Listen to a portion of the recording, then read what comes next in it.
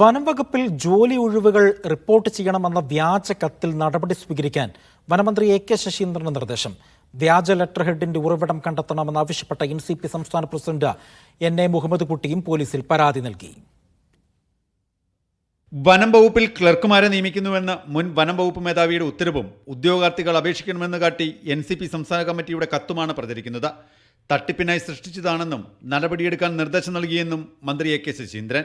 അങ്ങനെ ഒരു സംവിധാനം കിട്ടിയപ്പോൾ അത് നിയമപരമായ പരിശോധനക്കും പരാതിയായി തന്നെ ബന്ധപ്പെട്ട ഉന്നത നിലവാരത്തിൽ പരിശോധിക്കാൻ വേണ്ടി തീരുമാനിച്ചിട്ടുണ്ട്. അത് സംബന്ധിച്ച പരാതി വനം വകുപ്പ് തന്നെ കൊടുക്കാനാണ് ഇപ്പോൾ ഉദ്ദേശിക്കുന്നത്. തന്റെ പേരും ഔദ്യോഗിക സ്ഥാനവും ദുരുപയോഗം ചെയ്തെന്നും പിന്നിൽ ഗൂഢാലോചനയുണ്ടെന്നുമാണ് N.A. മുഹമ്മദ് കുട്ടിയുടെ പരാതി.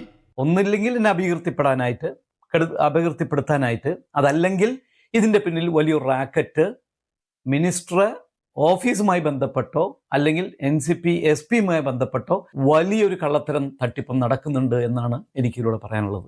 വ്യാജക്കത്തിൽ നടപടി ആവശ്യപ്പെട്ട് സംസ്ഥാന പോലീസ് മേധാവിക്കാണ് NCP സംസ്ഥാന നേതൃത്വം പരാതി നൽകിയിരിക്കുന്നത്. മീഡിയ 1 കൊച്ചി.